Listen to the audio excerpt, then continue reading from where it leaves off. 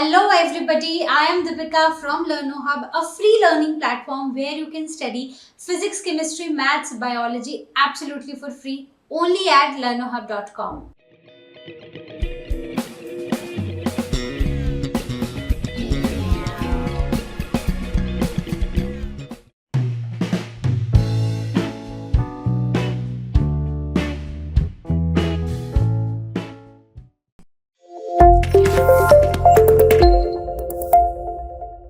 तो चलिए स्टार्ट करते हैं अपने क्वेश्चन नंबर 1 से। क्वेश्चन नंबर 1 है fill in the blanks.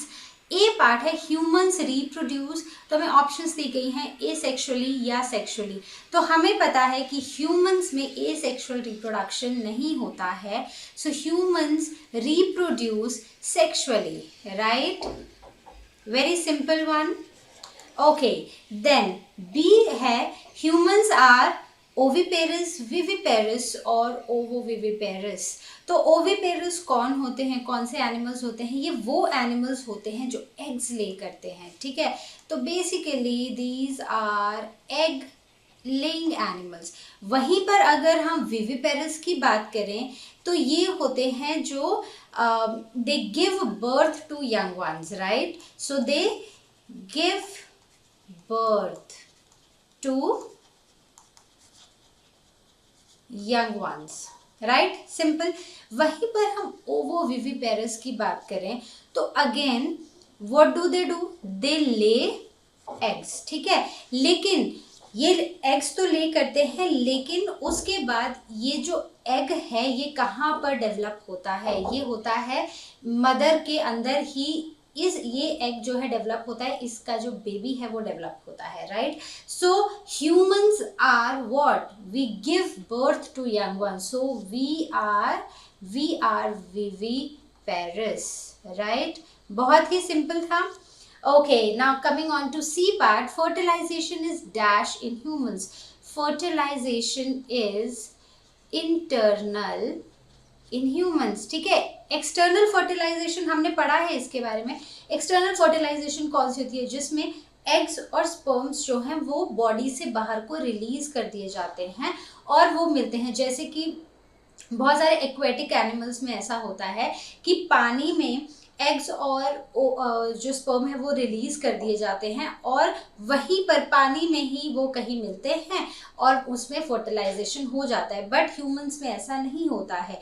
Humans में फर्टिलाइजेशन होती है internal. Sperms are released into the body of the female and inside female body fertilization occurs, right? बहुत ही सिंपल था। इसके बाद D part, male and female gametes are. तो यहाँ पर हम ह्यूमंस की बात कर रहे हैं। तो ह्यूमंस में जो मेल और फीमेल गैमेट्स हैं वो कैसे होते हैं? डिप्लॉयड होते हैं या हैप्लॉयड होते हैं? तो हमें पता है कि वो हैप्लॉयड होते हैं। क्यों? क्योंकि वो बनते हैं मियोटिक डिवीजन से, ठीक है? तो मियोसिस होती है सेल्स में और वो उनसे हमें मिलते हैं gametes, mail and female gametes, जो कि हैप्लॉयड होते हैं, राइट? जब मेल और फीमेल गैमेट, राइट, तो जब ये दोनों फ्यूज कर जाते हैं, ये दोनों हैप्लॉयड होते हैं, ठीक है? इनकी प्लॉयडी एन है, राइट? अब जब ये दोनों फ्यूज कर जाएंगे तो जो हमारे पास जाइगोट आएगा वो क्या होता है? वो डिप्लॉयड होता है। Simple. Coming on to E part, zygote is, तो अभी हम यही डिस्कशन कर रहे थे। तो हमारे जो गैमेट्स हैं, मेल और फीमेल गैमेट जो होते हैं ह्यूमंस में, they are haploid and when they fuse together, when fertilization happens and zygote is formed, at that time zygote is what? It is diploid, right? So I hope these are clear to you. अब हम चलते हैं अपने F part पर। तो चलिए बच्चों बात करते हैं एफ पार्ट की। The process of release of ovum from a mature follicle is called as. तो जब हमारे फॉलिकल से एक ओवम रिलीज होता है तो उस प्रोसेस को हम बोलते हैं ovulation, right? So it is ovulation. Then coming on to G part, ovulation is induced by a hormone called, तो ovulation को कौन सा हार्मोन इंड्यूस करता है? ठीक है, कौन सा फीमेल हार्मोन जो है वो ovulation को इंड्यूस करता है? तो शॉर्ट में अगर हम लिखें तो हम लिखेंगे LH, where H is hormone, and L is luteinizing. It is luteinizing hormone. Fine. So ovulation is induced by luteinizing hormone. Then coming on to H part. What is H part? The fusion of male and female gamete is called. जब mail और female gamete एक दूसरे से fuse कर जाते हैं तो उनको हम उस प्रोसेस को हम क्या बोलते हैं, उस फ्यूजन को हम क्या बोलते हैं? So we call it fertilization, right? तो हम उसको बोलते हैं fertilization. Simple. Then coming on to I part. Fertilization takes place in. अब हमने ये पढ़ लिया कि फ्यूजन को हम बोल रहे हैं फर्टिलाइजेशन. अब ये फर्टिलाइजेशन एक्चुअली हो कहाँ रही है? तो सबसे पहली बात जो हमें पता है कि ह्यूमंस में ये हो रही है फीमेल बॉडी में. ठीक है. तो फीमेल में जो हमारा ओवम है वो रिलीज हो रहा है ओवरी से, और ओवरी से जो नेक्स्ट पार्ट है जो कनेक्ट कर रहा है वो एक ट्यूब है. That tube is called as fallopian tube, right? So it is fallopian tube. अब हमें ये भी पता है कि ये जो फेलोपियन ट्यूब है यहाँ पर सिर्फ फर्टिलाइजेशन हो रही है, बेसिकली फ्यूजन हो रहा है. ये जो हमारी फेलोपियन ट्यूब है ये 3 पार्ट्स में है. उसमें से जो हमारा मिडिल पार्ट होता है जिसको हम बोलते हैं एम्प्यूला. ठीक है. तो एम्प्यूला में एक्चुअली फर्टिलाइजेशन हो रही है, right? Then coming on to I part. Zygote divides to form dash which is implanted in the uterus. अब हमें पता है कि जब मेल और फीमेल गैमेट फ्यूज हुए, ठीक है, तो हमारा बना जाइगोट. अब जाइगोट एक डिप्लॉयड सेल है, राइट? अब ये फर्दर डिवाइड कर, अब पहले तो इसमें माइटोसिस हुई थी, ठीक है, जिससे हमारे गैमेट्स बने थे. फिर जब ये दोनों हैप्लॉइड गैमेट्स जो हैं वो आपस में फ्यूज हुए तो क्या बना? जाइगोट बना. जाइगोट में फर्दर अब क्या हुआ? इनमें हुए माइटोटिक डिविजन्स. तो अंदर ही अंदर सेल बनते गए. तो जाइगोट से जब जाइगोट के सेल डिवाइड हुए, अंदर न्यूक्लियर डिवाइड हुए, तो हमारे पास है ब्लास्टोमियर्स. ब्लास्टोमियर के बाद मोरुला, और मोरुला के बाद ब्लास्टोसिस्ट. अब यहाँ पर आएगा हमारा ब्लास्टोसिस्ट, राइट? ये जो ब्लास्टोसिस्ट स्टेज है, it is the stage when this particular, अब जाइगोट डिवाइड हुआ, जाइगोट ब्लास्टोमियर बना, ब्लास्टोमियर से मोरुला स्टेज आई, मोरुला से ब्लास्टोसिस्ट स्टेज आई. जब ब्लास्टोसिस्ट स्टेज पे पहुंच जाते हैं तो तब ब्लास्टोसिस्ट जो है उस स्टेज पर आके इम्प्लांटेशन होती है यूट्रस में. ठीक है. जो हमारा यूट्रस होता है, ठीक है, ऐसे स्ट्रक्चर होता है, तो यूट्रस की लाइनिंग में ब्लास्टोसिस्ट जो है वो इम्प्लांट हो जाता है, right? Coming on to K, the structure which provides vascular connection between fetus and uterus is called. तो वो स्ट्रक्चर जो फीटस को और यूट्रस को एक कनेक्शन प्रोवाइड करता है, वैस्कुलर कनेक्शन प्रोवाइड करता है, उसको हम क्या बोलते हैं? उसको हम बोलते हैं प्लेसेंटा. क्या बोलते हैं? Placenta, right?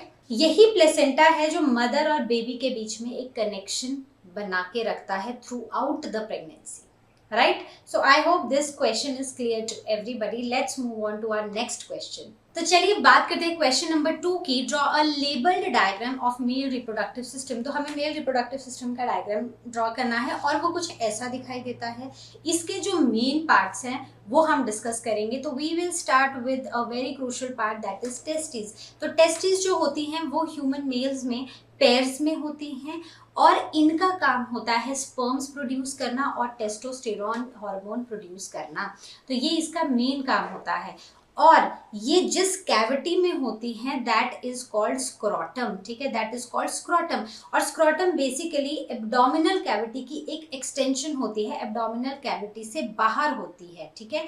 इस स्क्रोटम में होते हैं टेस्टिस और स्क्रोटम का जो टेम्परेचर होता है वो नॉर्मल बॉडी टेम्परेचर से 2 to 3 डिग्रीज कम होता है, जिसकी वजह से टेस्टिस जो हैं वो स्पर्म्स प्रोड्यूस कर पाती हैं. अगर स्क्रोटम का temperature normal human body temperature हुआ तो this will not favour sperm production by testis, right? तो इसका स्क्रोटम का जो टेम्परेचर होता है वो 2 to 3 डिग्रीज कम होता है नॉर्मल बॉडी टेम्परेचर से. उसके बाद जो थर्ड इंपॉर्टेंट पार्ट है that is epididymis. That is what, that is epididymis. Epididymis क्या होता है, यहाँ पर बेसिकली एक ऐसे कॉइल सा रफ सा स्ट्रक्चर होता है ह्यूमन मेल्स में। अब ये जो एपिडिडाइमस होता है ये एक कॉम्प्लेक्स ट्यूब लाइक स्ट्रक्चर होता है। इस स्ट्रक्चर के अंदर जो स्पर्म्स हैं वो स्टोर होते हैं for temporary period, right. Sperm produce कहाँ हुए, टेस्टिस में, उसके बाद ये टेम्परेरीली स्टोर कहाँ हो रहे हैं, एपिडिडाइमस में, और यहीं से ये आगे डिस्चार्ज हो रहे हैं, यहीं से ये आगे पास हो रहे हैं, राइट। उसके बाद जो नेक्स्ट स्ट्रक्चर है that is vas deferens. So you can see this structure over here, this is vas deferens. Vas deferens क्या है, बेसिकली ये अगेन एक ट्यूब लाइक स्ट्रक्चर है, ठीक है, राइट। इसमें इतनी सारी ट्यूब्स इसलिए हैं क्योंकि स्पर्म्स यहाँ पर प्रोड्यूस हो रहे हैं, लेकिन उनको फाइनली कहाँ पर जाना है फर्टिलाइजेशन करने के लिए, फीमेल रिप्रोडक्टिव सिस्टम में, राइट। तो टेस्टिस में क्या प्रोड्यूस हुए, स्पर्म्स प्रोड्यूस हुए, टेम्परेरीली एपिडिडाइमस में स्टोर हुए। अब यहाँ से इनको लेकर जाएगा कौन, वास डिफरेंस, राइट। यहाँ से ये जाएंगे वास डिफरेंस, कहाँ पर कनेक्ट होगा ये जाके, ये होगा इजैक्यूलेटरी डक्ट तक।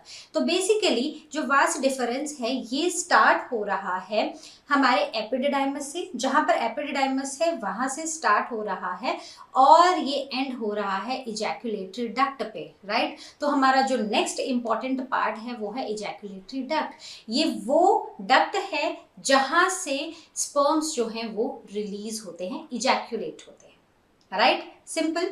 उसके बाद अगर हम नेक्स्ट बात करें नेक्स्ट इंपॉर्टेंट पार्ट की, सो that is what, that is penis, right. ये जो पेनिस होता है ये बहुत ही इंपॉर्टेंट ऑर्गन होता है, ये एक मस्कुलर ऑर्गन होता है और कॉपुलेटरी ऑर्गन होता है, राइट। मस्कुलर क्योंकि ये मसल से बना होता है और ये कॉपुलेशन में हेल्प करता है, इंसेमिनेशन में हेल्प करता है। मतलब जो स्पर्म्स हैं, ठीक है, जो मेल गैमेट है उसको डिपॉजिट करने में, फीमेल गैमेट में उसको डिपॉजिट करने में कौन सा ऑर्गन हेल्प करता है, सो दैट इज पेनिस, राइट। तो इजैक्यूलेटरी डक्ट से रिलीज होंगे क्या, स्पर्म रिलीज होंगे, फिर वो जाएंगे थ्रू पेनिस, वो कहाँ जाएंगे, वो जाएंगे फीमेल रिप्रोडक्टिव सिस्टम में, राइट। बहुत ही सिंपल है। तो यहाँ से अब हमने ये बात कर ली कि ये कहाँ से जाएंगे, ठीक है, through this tube, this is what, this is urethra, ठीक है। यूरेथ्रा, यूरेथ्रा हमने पढ़ा था जब हमने क्लास 10 में लाइफ प्रोसेसेस पढ़ा था, तो हमने इसको पढ़ा था एक्सक्रीटरी ऑर्गन में, राइट। तो उसमें हमने पढ़ा था कि यूरेथ्रा से क्या पास होता है, यूरिन पास होता है। यूरिन के साथ साथ, मतलब यूरिन तो पास करता ही है यूरेथ्रा, बट वो इजैक्यूलेटरी डक्ट से स्पर्म्स को भी कहाँ पर जाके पहुंचाता है, फीमेल रिप्रोडक्टिव ट्रैक्ट में, राइट, ओके। उसके बाद हमारा जो नेक्स्ट पार्ट है वो है ग्लैंस पेनिस। तो अब हमें पता है कि जो मेल रिप्रोडक्टिव पार्ट होता है उसका एक स्वॉलन सा एंड होता है जिसको हम बोलते हैं ग्लैंस पेनिस, और ये पूरा का पूरा स्ट्रक्चर भी again very critical and very crucial and very delicate. तो इसको एक लूज फोल्ड ऑफ स्किन जो है वो प्रोटेक्ट करती है and that is called as foreskin, right, okay. तो अब हम बात करते हैं मेल रिप्रोडक्टिव सिस्टम के कुछ इंपॉर्टेंट ग्लैंड्स की। जब हम मेल रिप्रोडक्टिव सिस्टम पढ़ रहे हैं तो हमें सिर्फ जो मेन पैसेज में आ रहे हैं ग्लैंड, सिर्फ उन्हीं की बात नहीं करनी है। मतलब हमने पहले टेस्टिस पढ़ा, टेस्टिस के बाद क्या आएगा, स्क्रोटम आएगा, स्क्रोटम के बाद क्या आएगा, एक हमारा जो कॉम्प्लेक्स ट्यूब लाइक स्ट्रक्चर है जिसको हम क्या बोलते हैं, एपिडिडाइमस, वो आएगा। वहां से स्पर्म्स को कौन कैरी करेगा, वहां से स्पर्म्स को कैरी करेगा वास डिफरेंस। उसके बाद वो कहाँ पर जाएंगे, इजैक्यूलेटरी डक्ट में, और इजैक्यूलेटरी डक्ट से थ्रू यूरेथ्रा वो मेल रिप्रोडक्टिव सिस्टम के बाहर चले जाएंगे, राइट, ये पढ़ा। अब हमने देखा है कि जब मतलब हमें पता है कि जब स्पर्म्स रिलीज होते हैं तो ऐसा नहीं है कि अकेले स्पर्म्स रिलीज हो रहे हैं, उसके साथ कुछ सिक्रीशंस भी होती हैं, मतलब कुछ स्टिकी सिक्रीशंस भी होती हैं। तो वो कौन रिलीज करता है, वो रिलीज करते हैं एसोसिएटेड ग्लैंड्स, राइट। तो वो कौन कौन से हैं, तो 3 ग्लैंड्स हैं, राइट। सो 3 ग्लैंड्स हैं हमारे, seminal vesicle, prostate gland and bulbourethral glands, ठीक है। तो SPB, राइट। तो सबसे पहले हैं सेमिनल वेसिकल्स। तो आप ये देखो, ये एक विंग जैसा स्ट्रक्चर है, this is what, this is seminal vesicle. इसके नीचे अगर हम आते हैं तो यहाँ पर हमारा एक ग्लैंड आता है, राइट, ये वाला, and this is called as what, this is prostate gland. उसके बाद एक छोटा सा ऑर्गन आता है, एक छोटा सा ग्लैंड आता है, that is called bulbourethral gland. ठीक है, तो ये 3 मेन इंपॉर्टेंट ग्लैंड्स हैं जो मेल रिप्रोडक्टिव सिस्टम के साथ एसोसिएटेड हैं। तो जब अगर आपको एक वेल लेबल्ड डायग्राम बोला गया है ड्रॉ करने को, तो आपको ये तीनों लेबल करना भी इक्वली इंपॉर्टेंट है, राइट। तो इस क्वेश्चन में आई होप आपको सारे के सारे क्लियर हो गए होंगे कि हमने क्या क्या कौन कौन से ऑर्गन्स को हमने लेबल करना है, राइट। तो चलिए देखते हैं अपना नेक्स्ट क्वेश्चन। तो चलिए बात करते हैं क्वेश्चन नंबर 3 की। Draw a labelled diagram of female reproductive system. तो फीमेल रिप्रोडक्टिव सिस्टम का हमें लेबल्ड डायग्राम बनाना है।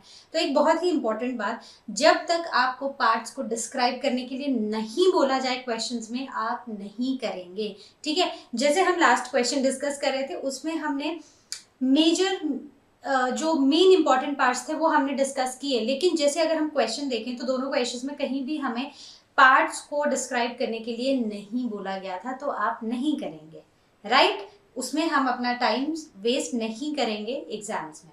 तो चलिए देखते हैं फीमेल रिप्रोडक्टिव सिस्टम के इंपॉर्टेंट पार्ट्स क्या होते हैं। जैसे हमने मेल में पढ़ा था कि क्या होता है, टेस्टिस होते हैं, ठीक है, जो कि पेयर्स में होते हैं। वैसे ही फीमेल रिप्रोडक्टिव सिस्टम में ओवरीज होते हैं, और ये ओवरीज भी किस में होते हैं, they are in pairs, right? So ovaries are in pairs. There are 2 ovaries in a female reproductive system. ये दोनों ovaries लिंक होती हैं किससे, fallopian tube से।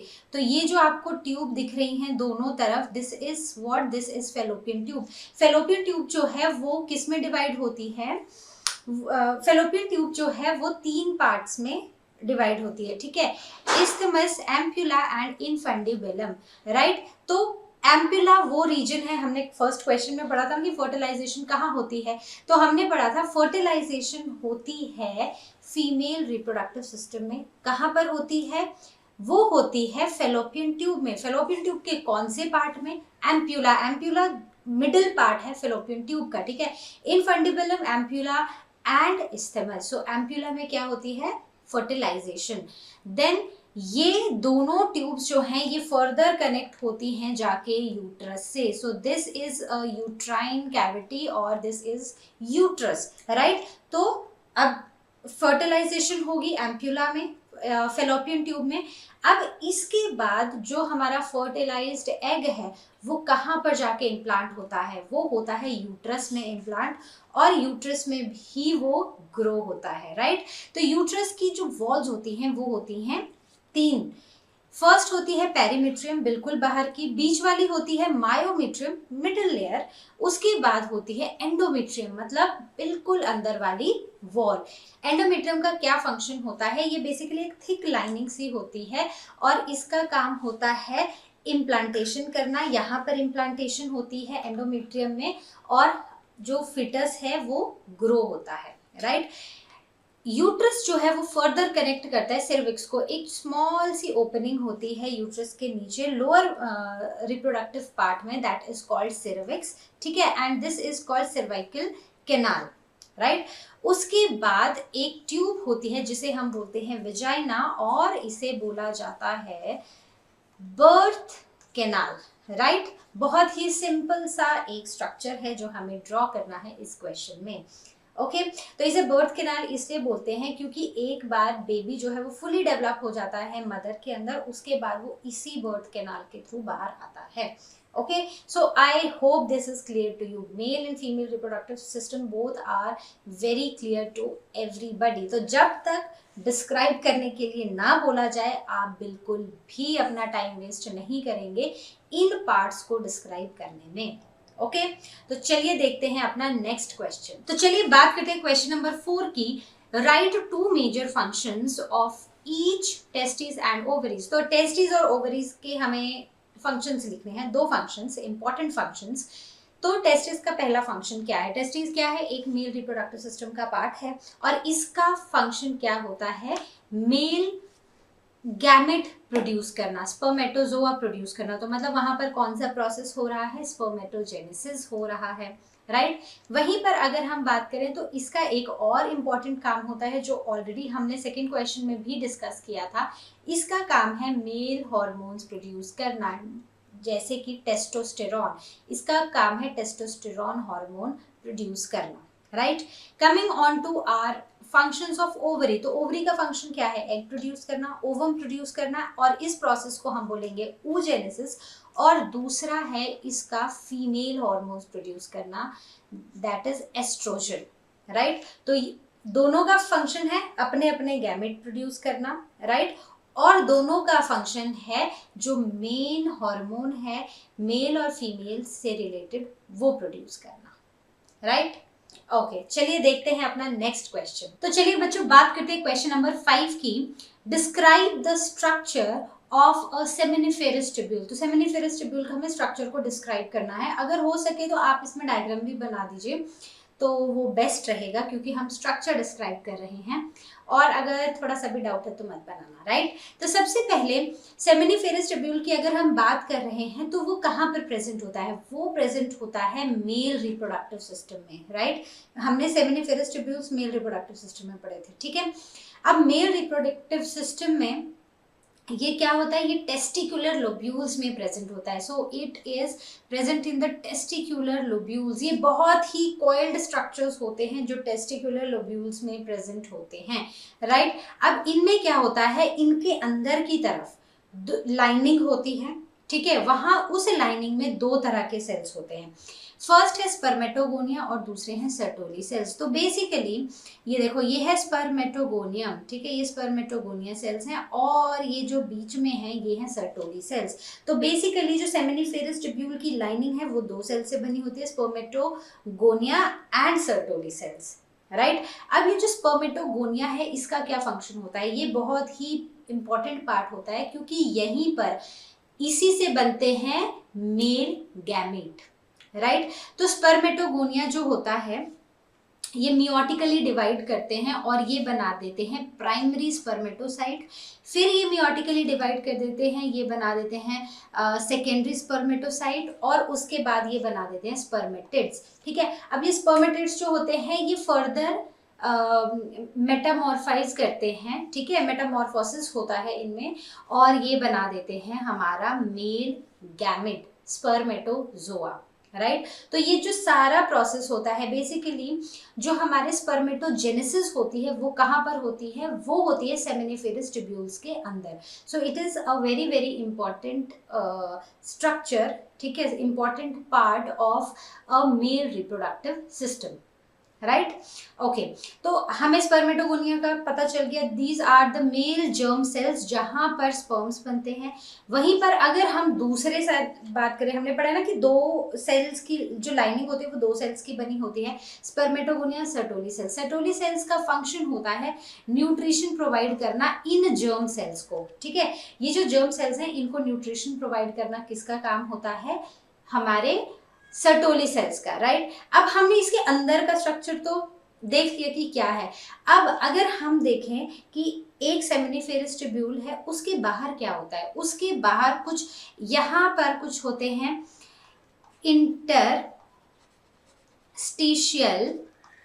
यहाँ पर होता है इंटरस्टिशियल स्पेस, और इन इंटरस्टिशियल स्पेस में क्या होता है, लेडिक सेल्स होते हैं। फाइन, कौन से सेल्स होते हैं, लेडिक सेल्स। और इन लेडिक सेल्स का फंक्शन होता है क्या, सिक्रीट करना, टेस्टोस्टेरॉन, राइट। टेस्टोस्टेरॉन एक बहुत ही इंपॉर्टेंट मेल हार्मोन है, राइट, मेल सेक्स हार्मोन है। वो कौन सिक्रीट करता है, वो करते हैं लेडिक सेल्स। फाइन, तो बहुत ही सिंपल और बहुत ही क्लियर कट एक्सप्लेनेशन है सेमिनिफेरस ट्यूब्यूल के स्ट्रक्चर की। चलिए देखते हैं अपना नेक्स्ट क्वेश्चन। तो चलिए बच्चों बात करते हैं क्वेश्चन नंबर 6 की। Question number 6 says what is spermatogenesis, briefly describe the process of spermatogenesis. तो हमने जो लास्ट क्वेश्चन पढ़ा जिसमें हमने पढ़ा स्ट्रक्चर ऑफ सेमिनिफेरस ट्यूब्यूल्स, तो उसमें हमने ब्रीफली ये डिस्कस कर लिया कैसे स्पर्म्स बनते हैं, राइट। तो बस वही हम थोड़ा सा और डिस्कस करेंगे। ओके तो चलिए स्टार्ट करते हैं। What is spermatogenesis? स्पर्मेटोजेनेसिस है क्या? एक प्रोसेस है जिससे स्पर्म्स बनते हैं, ये स्पर्मेटोजोआ बनता है, राइट? स्पर्म्स बनते हैं, या हम बोल सकते हैं कि process of formation of spermatozoa. अब ये स्पर्मेटोजोआ बनता किस चीज से है? तो याद करो फिर से अपना सेमिनिफेरस ट्यूब्यूल का स्ट्रक्चर। हमने पढ़ा था कि सेमिनिफेरस ट्यूब्यूल की लाइनिंग में दो तरह के सेल्स होते हैं, स्पर्मेटोगोनिया एंड सर्टोली सेल्स। तो ये जो स्पर्मेटोगोनिया होता है इसी से बनता है हमारा स्पर्मेटोजोआ, राइट? तो देखते हैं कि कैसे बनता है। तो पहली बात, the process of formation of spermatozoa from spermatogonia in the seminiferous tubules of the testes during puberty, right? So this is called what? Spermatogenesis. बहुत ही सिंपल है। See, the formation of spermatozoa from spermatogonia in seminiferous tubules of testes at the time of puberty is called spermatogenesis. बहुत ही simple है, मतलब याद तो कुछ करना ही नहीं है, हमें पता है कि होता क्या होता है, कहाँ पर होता है, किससे क्या बनता है, किस टाइम पर बनता है, बस इतना सा लिखना है, राइट? नेक्स्ट है briefly describe the process of spermatogenesis. अब हम देखते हैं कैसे, हमने डिस्कस किया था कि किससे बन रहे हैं स्पर्मेटोगोनिया। स्पर्मेटोगोनिया कहाँ पर होता है? ये होता है सेमिनिफेरस ट्यूब्यूल्स में, किसमें? टेस्टिस में, राइट? अब प्यूबर्टी पे क्या होता है, ये जो हमारे स्पर्मेटोगोनिया होते हैं ये माइटोसिस करते हैं, राइट? माइटोसिस करते हैं मतलब ये डिप्लॉयड होते हैं, ठीक है, ये माइटोसिस करते हैं। तो इक्वेशनल डिवीजन है, मतलब क्रोमोसोम नंबर को कोई फर्क नहीं पड़ेगा, बस नंबर ऑफ सेल्स जो हैं वो बढ़ जाएंगे। अब माइटोसिस हुआ, बहुत सारे सेल्स बन गए, उनमें से कुछ सेल्स ऐसे होते हैं जो स्पर्म्स बनाने की कैपेबिलिटी रखते हैं, राइट? तो सबसे पहले स्पर्मेटोगोनिया बन गया प्राइमरी स्पर्मेटोसाइट। ये भी क्योंकि माइटोसिस हुआ तो इक्वेशनल डिवीजन है, तो जो प्लॉइडी है वो सेम रहेगी, डिप्लॉयड रहेंगे। अब ये जो प्राइमरी स्पर्मेटोसाइट्स हैं, दीज अंडरगो मियोसिस, ठीक है? मियोसिस वन क्या है? मियोसिस वन है एक रिडक्शनल डिवीजन, मतलब अब जो स्पर्मेटोसाइट से, प्राइमरी स्पर्मेटोसाइट से अब जो भी बनेगा वो क्या होगा? हैप्लॉइड होगा, राइट? क्योंकि रिडक्शनल डिवीजन हो रही है। पहले 46 क्रोमोसोम्स थे, अब वो रह जाएंगे 23, राइट? तो प्लॉइडी हो जाएगी N, राइट? अब बना सेकेंडरी स्पर्मेटोसाइट जो कि हैप्लॉइड है। इसके बाद इन सेकेंडरी स्पर्मेटोसाइट में होता है मियोसिस 2, ठीक है? मियोसिस 2 एक इक्वेशनल डिवीजन है, जैसे हमारा माइटोसिस है वैसा ही हमारा मियोसिस है, मतलब क्रोमोसोम नंबर को अब कुछ नहीं होगा, बस नंबर ऑफ सेल्स बढ़ते जाएंगे। तो यहाँ पर स्पर्मेटिड्स बनेंगे जिनका प्लॉइडी होगी N, राइट? उसके बाद स्पर्मेटिड्स के बाद क्या बन जाएगा? स्पर्मेटोजोआ, बेसिकली हमारा स्पर्म सेल, राइट? तो इसकी प्लॉइडी भी क्या होगी? N। तो ये कंफर्म हो गया ना। हम स्टार्टिंग में हमसे पूछा था कि कौन से, मतलब हमने ये पढ़ा था चैप्टर में कि कौन जो हमारे गैमेट्स होते हैं वो डिप्लॉयड होते हैं कि हैप्लॉयड होते हैं? वो होते हैं हैप्लॉयड, राइट? तो ये हमने यहाँ पर प्रूफ भी कर दिया है ना, मैथ्स की तरह प्रूफ भी कर दिया। ओके, तो यहाँ पर क्या होता है? यहाँ पर होती है डिफरेंशिएशन, राइट? यहाँ पर डिफरेंशिएशन होती है और जो स्पर्मेटिड्स हैं वो स्पर्मेटोजोआ बन जाते हैं, और इस तरह हमारा पूरा प्रोसेस होता है spermatogenesis. The formation of spermatozoa from spermatids is called as spermiogenesis, ठीक है? अब यहाँ पर स्पर्मेटोजोआ तो बन गया, राइट? एक छोटी सी टर्म है जिसको हम इसी के साथ एक बार डिस्कस कर लेते हैं। हमारा स्पर्मेटोजोआ तो बन गया, अब इसका जब रिलीज होगा, हमने पढ़ा है ना, इजैकुलेटरी डक्ट में आएंगे, वास डिफरेंसर से इजैकुलेटरी डक्ट में आएंगे और वहां से ये रिलीज भी हो जाएंगे, राइट?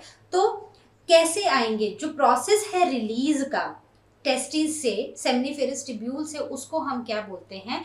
उस रिलीज को बोला जाता है स्पर्मिएशन, राइट? तो उसे बोलते हैं हम स्पर्मिएशन, सिंपल। अब जब तक स्पर्म्स जो हैं वो रिलीज नहीं होते हैं सेमिनिफेरस ट्यूब्यूल से, तब तक स्पर्म का जो हेड होता है वो सर्टोली सेल में ही डिप रहता है, ठीक है? एक तरह से डिप रहता है, उसी में रहता है। हम इसका स्ट्रक्चर भी करेंगे डिस्कस नेक्स्ट क्वेश्चंस में। तो कुछ ऐसा होता है, ये हेड होता है, ये वाला टेल वाला पोर्शन होता है, राइट। यहाँ बीच में वो माइटोकॉन्ड्रिया भी होते हैं। तो ये जो पार्ट है ये सर्टोली सेल्स में डिप रहता है। सर्टोली सेल्स का हमने क्या फंक्शन पढ़ा था कि वो न्यूट्रिशन प्रोवाइड करते हैं in spermatozoa. Fine, simple and clear. Let's move on to our next question. तो चलिए बच्चों बात करते हैं क्वेश्चन नंबर 7 की। Question number 7 says name the hormones which are involved in regulation of spermatogenesis. तो स्पर्मेटोजेनेसिस हम पढ़ते आ रहे, पहले हमने मेल रिप्रोडक्टिव सिस्टम पढ़ा, फिर हमने सेमिनिफेरस ट्यूब्यूल के स्ट्रक्चर को पढ़ा, फिर उसके बाद हमने स्पर्मेटोजेनेसिस को पढ़ा, ब्रीफली डिस्क्राइब किया कि कैसे कैसे मतलब कौन कौन से स्टेप्स में स्पर्म्स बनते हैं, राइट, कैसे स्पर्म बनते हैं, क्या क्या स्टेप्स इन्वॉल्व हैं। अब हमसे पूछा गया है कि वो कौन से हॉर्मोन्स हैं जो स्पर्मेटोजेनेसिस को रेगुलेट करते हैं। तो हमें पता है स्पर्मेटोजेनेसिस कब स्टार्ट होती है, प्यूबर्टी पे, ठीक है। तो प्यूबर्टी पे क्या होगी, स्पर्मेटोजेनेसिस होगी, राइट। अब स्पर्मेटोजेनेसिस प्यूबर्टी पे ही क्यों स्टार्ट हो रही है, यहाँ पर क्या होता है, कुछ ये सारा एक हॉर्मोन्स का खेल है एक तरह से, राइट। तो सबसे पहले एक हार्मोन होता है GnRH, तो इसको बोलते हैं गोनेडोट्रोफिन रिलीजिंग हार्मोन, ये सब आपको पता है, राइट। तो इसलिए मैं इसको शॉर्ट में लिख रही हूँ, गोनेडोट्रोफिन रिलीजिंग हार्मोन होता है। ये एक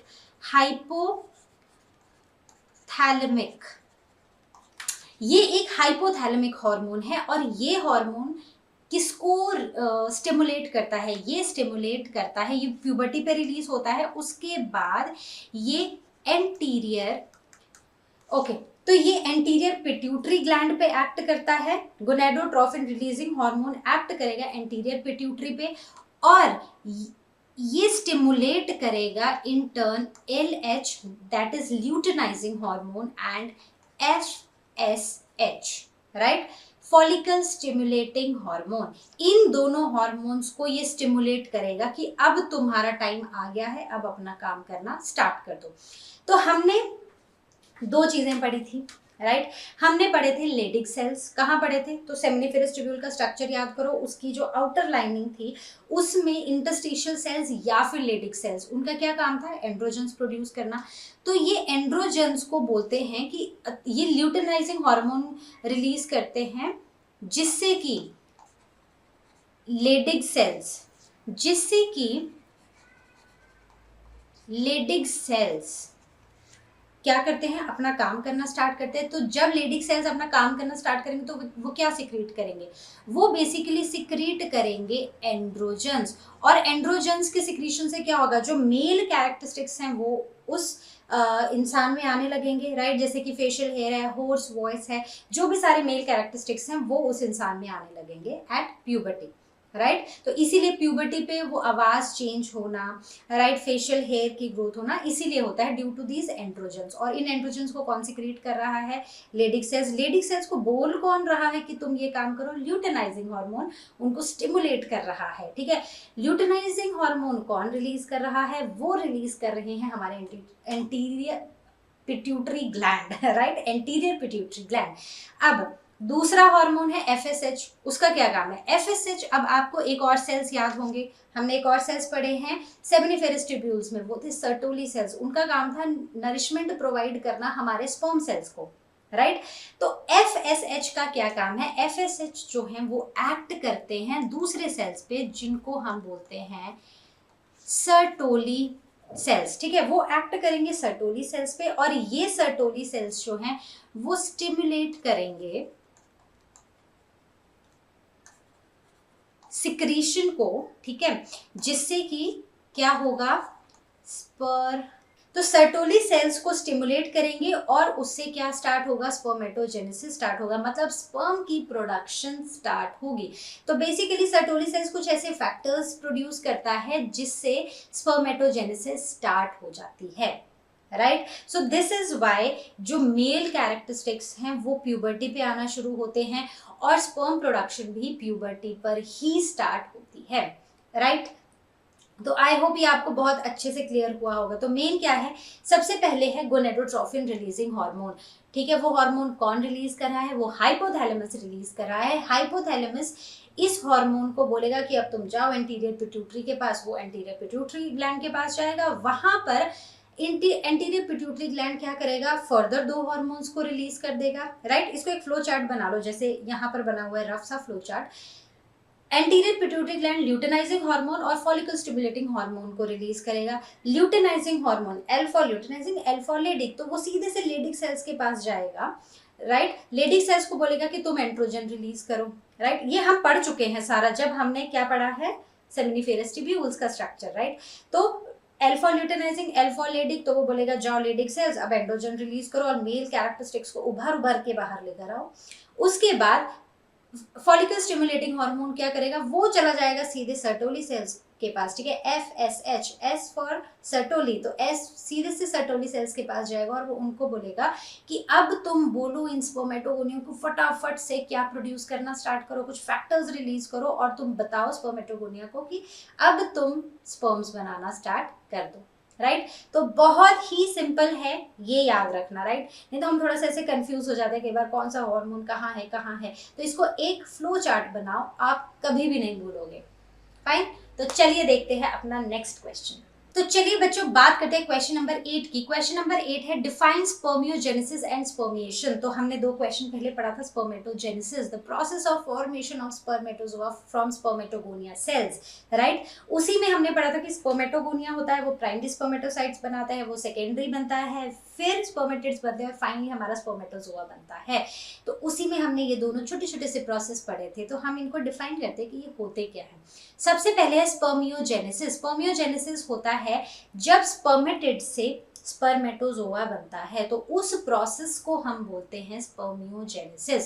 spermatids are transformed into spermatozoa, so this process is called spermiogenesis.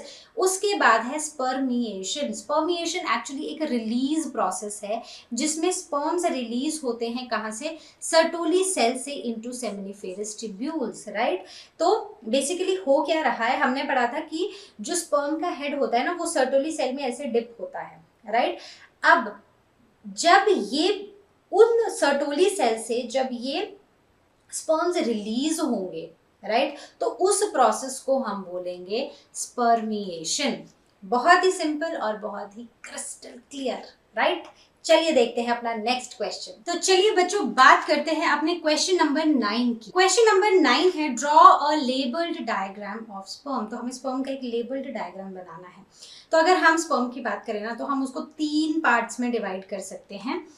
पहला है हेड, राइट, उसके बाद है मिडिल पीस और you can say neck and third है टेल, राइट। इन 3 पार्ट्स में हम स्पर्म को डिवाइड कर सकते हैं। सबसे ऊपर है हेड। हेड में होता है एक्रोसोम, राइट। ये बाहर होती है प्लाज्मा मेम्ब्रेन और अंदर होता है एक्रोसोम। एक्रोसोम एक बहुत ही इंपॉर्टेंट स्ट्रक्चर होता है क्योंकि इसमें वो एलिमेंट्स होते हैं जो कि फर्टिलाइजेशन में हेल्प करते हैं, एग को फर्टिलाइज करने में हेल्प करते हैं स्पर्म की, राइट।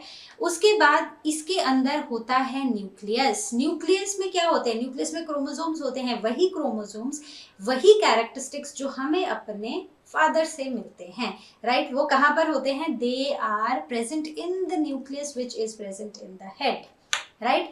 उसके बाद आता है नेक वाला पोर्शन। नेक वाले पोर्शन में होता है मिडिल पीस और बहुत सारे माइटोकॉन्ड्रिया। इन माइटोकॉन्ड्रिया का फंक्शन होता है एनर्जी प्रोवाइड करना। हमने पढ़ा है ना सेल वाले चैप्टर में कि माइटोकॉन्ड्रिया क्या होता है, mitochondria is the power house of the cell.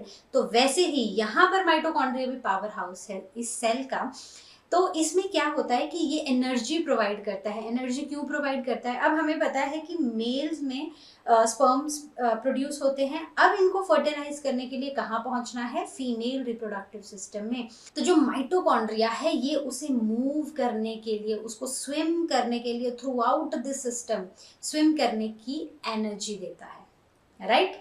Okay, फिर हमारा लास्ट है टेल वाला पोर्शन। तो टेल वाला जो पोर्शन है, टेल का क्या काम है, इसको हेल्प करना मूवमेंट में, राइट। तो बहुत ही सिंपल है। और फिर वही बात, I am repeating it again and again, जब तक आपको ना बोला जाए कि describe the parts of the sperm, तब तक आपको डिस्क्राइब नहीं करने हैं। ये तो क्योंकि हम इस क्वेश्चन को पढ़ रहे हैं, राइट, हम एग्जाम तो नहीं लिख रहे हैं अभी, तो यहाँ पर हमने जस्ट अपनी अंडरस्टैंडिंग को और इन्हेंस करने के लिए हमने ये थोड़ा सा और डिटेल में पढ़ लिया, राइट। तो head, neck and tail, right. Head में क्या है? हेड में एक्रोसोम है, जहां पर एंजाइम्स होते हैं जो फर्टिलाइजेशन में हेल्प करते हैं, उसके एग को फर्टिलाइज करने में हेल्प करते हैं। उसके बाद इसमें न्यूक्लियस होता है जिसमें क्रोमोसोम्स होते हैं, जिसमें वो जीन्स होते हैं जो हमें अपने फादर से मिलते हैं। फिर आता है हमारा नेक। नेक में एक बहुत ही इंपॉर्टेंट चीज होती है जिसको हम बोलते हैं माइटोकॉन्ड्रिया, और माइटोकॉन्ड्रिया जो होता है वो एनर्जी देता है स्विमिंग के लिए, ताकि मेल रिप्रोडक्टिव सिस्टम से निकल कर ये स्पर्म्स ट्रैवल कर सके फीमेल रिप्रोडक्टिव ट्रैक में और वहां पर जाके एग को फर्टिलाइज कर सके, राइट। उसके बाद है टेल। टेल क्या करता है? टेल मूवमेंट में हेल्प करती है, राइट। वेरी सिंपल, बहुत ही स्कोरिंग क्वेश्चन है, और ये क्वेश्चन ना बहुत ज्यादा पूछा भी जाता है एग्जाम्स में, ठीक है। चलिए देखते हैं अपना 10th क्वेश्चन। तो चलिए बच्चों बात करते हैं क्वेश्चन नंबर 10 की। What are the major components of seminal plasma. तो सेमिनल प्लाज्मा के मेजर कंपोनेंट्स है क्या? सबसे पहली बात, इसमें जितने भी हमारे एक्सेसरी ग्लैंड्स हैं, हमारे बल्बो यूरेथ्रल ग्लैंड्स हैं, सेमिनल वेसिकल्स हैं, प्रोस्टेट ग्लैंड है, इन सब की सिक्रीशंस होती हैं इस प्लाज्मा में, राइट। हमने पढ़ा था ना कि स्पर्म्स तो बन गए, अब उनको ट्रैवल करते हुए जाना है, ठीक है, तो वो एक स्टिकी सा लिक्विड होता है, राइट। तो वो ऐसे ही ट्रैवल नहीं कर सकते हैं, तो वो स्टिकी जो हमारा लिक्विड है उसमें बहुत सारी सिक्रीशंस होती हैं, और उनमें जो मेजर ये सिक्रीशंस रहती हैं ये रहती हैं इन एक्सेसरी ग्लैंड्स की। इसके सिवा इनमें होते हैं म्यूकस, राइट। इसमें म्यूकस होता है, फ्रक्टोज होता है, कैल्शियम होता है, स्कॉर्बिक एसिड होता है, और कुछ एंजाइम्स होते हैं। फाइन। सो ये हैं हमारे कंपोनेंट सेमिनल प्लाज्मा के। बहुत ही सिंपल सा क्वेश्चन था। तो चलिए बच्चों बात करते हैं अपने क्वेश्चन नंबर 11 की। क्वेश्चन नंबर 11 है, what are the major functions of the male accessory ducts and glands. तो जो भी मेल एक्सेसरी डक्ट्स हैं और जो मेल एक्सेसरी ग्लैंड्स हैं उनके मेजर फंक्शंस क्या हैं, राइट। तो सबसे पहले मेजर एक्सेसरी डक्ट्स हैं कौन कौन से? तो जब हमने मेल रिप्रोडक्टिव सिस्टम पढ़ा था तो हमने उसमें क्या पढ़ा था? हमने उसमें बहुत सारे ऐसे ट्यूब लाइक स्ट्रक्चर्स पढ़े थे, और जब हम डिस्कस भी कर रहे थे तो हमने बात की थी कि बहुत सारे हमें ट्यूब लाइक स्ट्रक्चर्स मिलेंगे। क्योंकि स्पर्म्स प्रोड्यूस होते हैं मेल रिप्रोडक्टिव ट्रैक में और उन्हें मूव करके जाना होता है फीमेल रिप्रोडक्टिव ट्रैक में ताकि फर्टिलाइजेशन हो सके, राइट। तो मेल में जो जितने भी पार्ट्स हैं वो यूजुअली ऐसे ट्यूब लाइक स्ट्रक्चर्स हैं, डक्ट्स हैं। वो कौन कौन से हैं? वास डिफरेंसर, एपिडिडाइमिस, वास डिफरेंसर एंड रेटिटेस्टिस। इन सब का काम है, सिंपल है, transportation and temporary storage of sperms, right. ये स्पर्म्स को टेम्परेरीली स्टोर करते हैं, जिसे एक पार्ट से दूसरी पार्ट में गए टेम्परेरीली स्टोर हुए, और इनका काम है एक पार्ट से दूसरे पार्ट को इनको ट्रांसपोर्ट करते रहना, right. Simple and clear. Let's move on to the next part, major accessory glands. तो हमने 3 तरह के पढ़े थे। सबसे ऊपर कौन से थे? Seminal vesicles. उसके बाद कौन सा था? Prostate gland. और सबसे नीचे कौन से थे? बल्बो यूरेथ्रल ग्लैंड, ठीक है। एक विंग लाइक स्ट्रक्चर्स थे जिनको हमने सेमिनल वेसिकल्स बोला था। उसके नीचे थोड़े और इलोंगेटेड से स्ट्रक्चर्स थे, उनको हमने प्रोस्टेट ग्लैंड बोला था। और सबसे नीचे 2 बल्ब के जैसे 2 स्ट्रक्चर्स थे जिनको हमने बल्बो यूरेथ्रल ग्लैंड्स बोला था, राइट। इनका क्या फंक्शन है? अब जब स्पर्म सिक्रीट होते हैं तो ऐसा नहीं कि सिर्फ स्पर्म सिक्रीट हो रहे हैं, राइट। उनके साथ बहुत सारा फ्लूइड भी सिक्रीट होता है। ये जो फ्लूइड होता है ये बहुत इंपॉर्टेंट होता है स्पर्म की मोबिलिटी के लिए, राइट। हर एक ग्लैंड जो है वो फ्लूइड्स सिक्रीट कर रहा है जो स्पर्म्स की मोटिलिटी में, उनकी मोबिलिटी में हेल्प कर रहा है, क्योंकि उनको एक बहुत ही लॉन्ग डिस्टेंस ट्रैवल करना है, राइट। तो आई होप ये आपको क्लियर हो। जैसे फीमेल रिप्रोडक्टिव ट्रैक में क्या होता है? ओवरी से रिलीज हुआ ओवम, राइट, और वो सिर्फ यूट्रस तक गया, दैट्स इट, राइट। लेकिन मेल रिप्रोडक्टिव ट्रैक में बहुत सारे स्पर्म्स हैं जो रिलीज होते हैं और वो एक बहुत ही लॉन्ग डिस्टेंस ट्रैवल करते हैं to fertilize an ovum. Okay, so I hope this is clear. So there are seminal vesicles, there are bulbourethral glands, there are prostate glands. So they all secrete fluid and they lubricate the passage. जहां से sperms को move करना होता है वो उस passage को lubricate करते हैं और sperms की mobility में help करते हैं. Right? So simple and clear. Okay, let's move on to our next question. तो चलिए बच्चों बात करते हैं अपने क्वेश्चन नंबर 12 की. क्वेश्चन नंबर 12 है व्हाट इज oogenesis. oogenesis क्या है?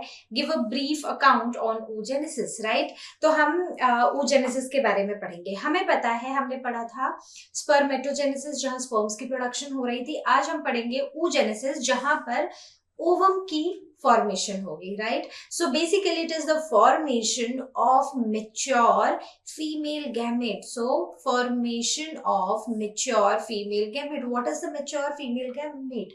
That is ovum. राइट, ये होता कब है? जैसे हमने पढ़ा था स्पर्म्स की प्रोडक्शन स्टार्ट होती है एट प्यूबर्टी, बट ऐसा ओवम के केस में नहीं होता है, फीमेल्स के केस में ऐसा नहीं होता है.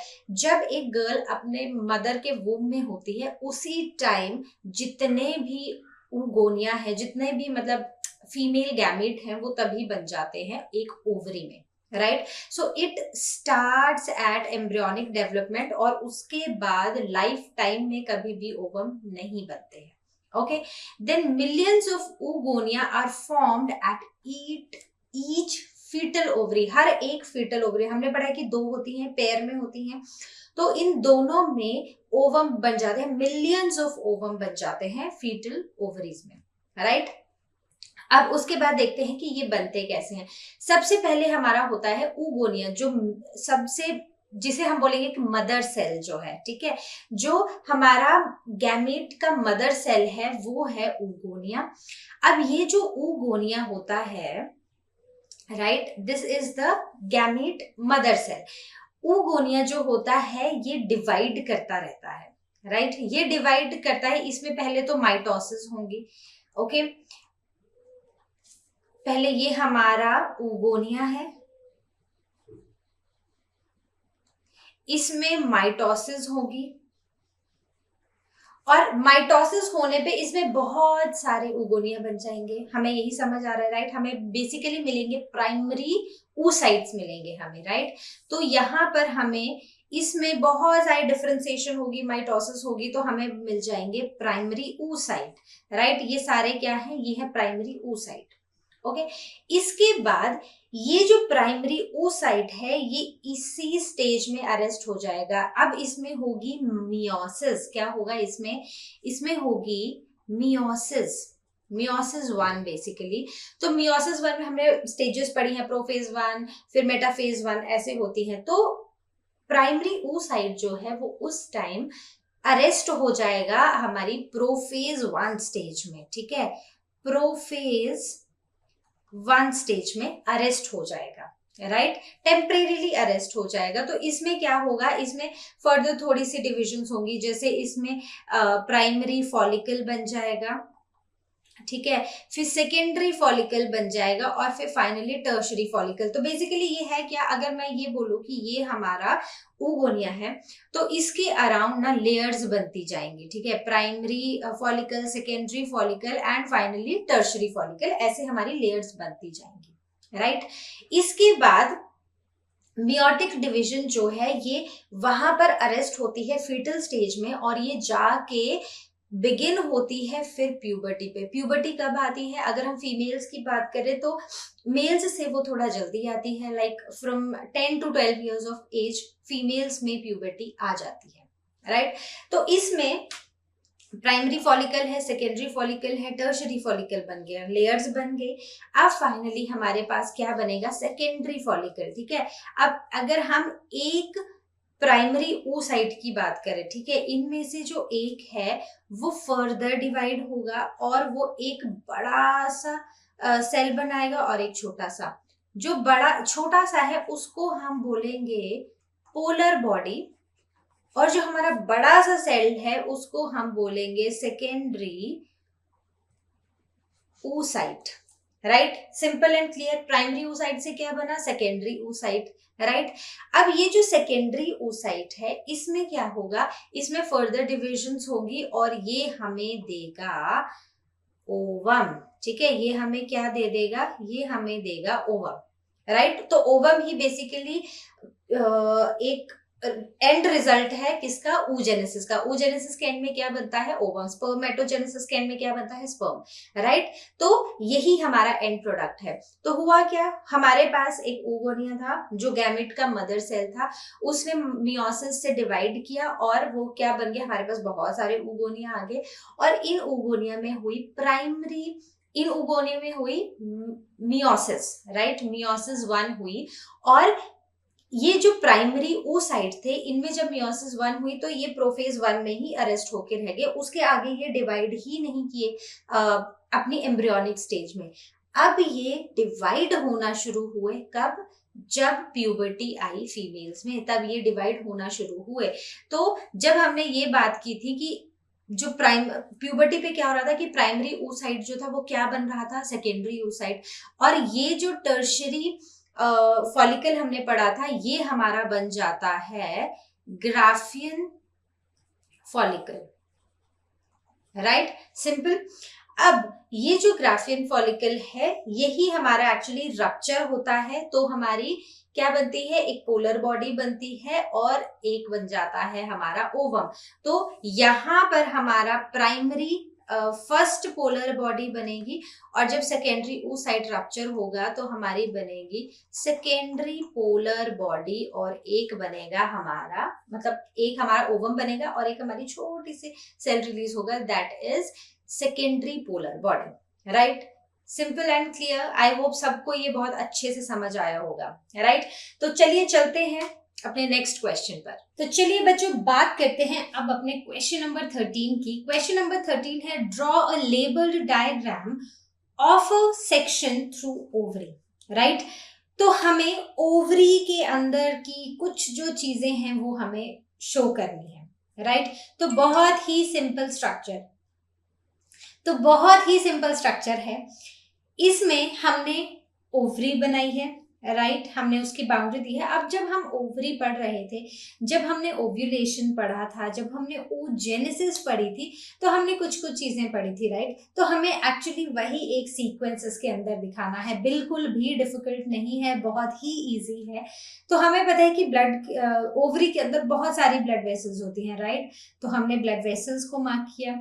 उसके बाद हमने पढ़ा था एक प्राइमरी oocyte होता है जो मदर सेल से बनता है ना, और उसके अराउंड जो होते हैं वो लेयर ऑफ सेल्स डिपॉजिट होते जाते हैं। तो first layer of cells deposit होते हैं तो हम उसको बोलते हैं प्राइमरी फॉलिकल। जब नेक्स्ट लेयर ऑफ सेल्स आते हैं तो हम उसको बोल देते हैं सेकेंडरी फॉलिकल, राइट। अब जब इसके अराउंड और लेयर ऑफ सेल्स आते हैं तो हम उसको बोलते हैं टर्शरी फॉलिकल, और ये जो एम्प्टी पार्ट है टर्शरी फॉलिकल के अंदर, इसको हम बोलते हैं एंट्रम, राइट। सिंपल, हमने सीक्वेंस बता दिया। अब ये जो टर्शरी फॉलिकल था ये क्या बन गया, ये बना सेकेंडरी oocyte, और सेकेंडरी oocyte के अराउंड जो सेल्स होते हैं वो किस में डेवलप हो जाते हैं, वो हो जाते हैं ग्राफियन फॉलिकल में डेवलप, राइट। बहुत ही सिंपल है, राइट, यही पढ़ा था हमने oogenesis में। उसके बाद अब ये सेकेंडरी oocyte जो है वो मेच्योर हो जाता है, तो ग्राफियन फॉलिकल क्या होता है, रप्चर हो जाता है। इसके रप्चर होने से ओवम रिलीज हो जाता है, right. So this is ovum, okay, this spelling is incorrect, it is OVUM। So ovum is release, so at this point what it is called as ovulation, ठीक है, इस पॉइंट को हम बोलते हैं ओव्यूलेशन। इसके बाद हमने ये भी पढ़ा था कि ये जो ग्राफियन फॉलिकल होती है ना, ये जब रप्चर हो जाती है तो क्या बनता है, ये जो रप्चर्ड मेम्ब्रेन होती है, ठीक है, ये जो इसके फ्रेगमेंट्स होते हैं, इसके रिमेन्स होते हैं, इनसे बन जाता है कॉर्पस ल्यूटियम, राइट। तो these structures are corpus luteum, right. तो बहुत ही सिंपल स्ट्रक्चर है, फिर अगेन सेम प्रोसेस चलना शुरू हो जाता है, ठीक है। तो और ओवम है वो मतलब उनके अराउंड वो अपने प्रोफेज 1 अरेस्टेड स्टेज से निकलेंगे, फिर उनमें वेरियस प्रोसेसेस होंगे प्राइमरी oocyte में. सो this is how you will answer this question. ठीक है, ओवरी के अंदर बेसिकली जो भी प्रोसेसेस हो रहे हैं ना, हम इसमें वही सारी चीजें दिखाते हैं. राइट बहुत ही सिंपल है, इसमें बिल्कुल भी टफ नहीं है, क्योंकि हमने ये सारे प्रोसेसेस इन सीक्वेंस पढ़े हैं. राइट अब अपना नेक्स्ट क्वेश्चन देखते हैं. तो चलिए बच्चों बात करते हैं क्वेश्चन नंबर 14 की. क्वेश्चन नंबर 14 है draw a labelled diagram of a graphene follicle. Graphene follicle का हमें एक लेबल्ड डायग्राम बनाना है. तो ये भी एक बहुत ही सिंपल सा स्ट्रक्चर है.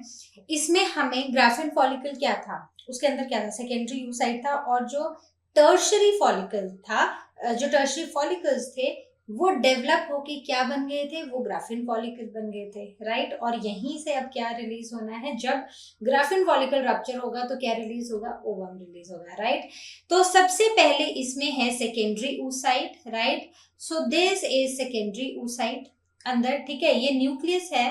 ओके ये जो सेल्स होते हैं इनको हम बोलते हैं कोरोना रेडिएटा. Right simple. इसके बाद ये जो अंदर कैविटी होती है, ये हमने ओवम के स्ट्रक्चर में भी किया था. तो ये जो अंदर कैविटी होती है ग्राफिन फॉलिकल को, इसको हम बोलते हैं एंट्रम.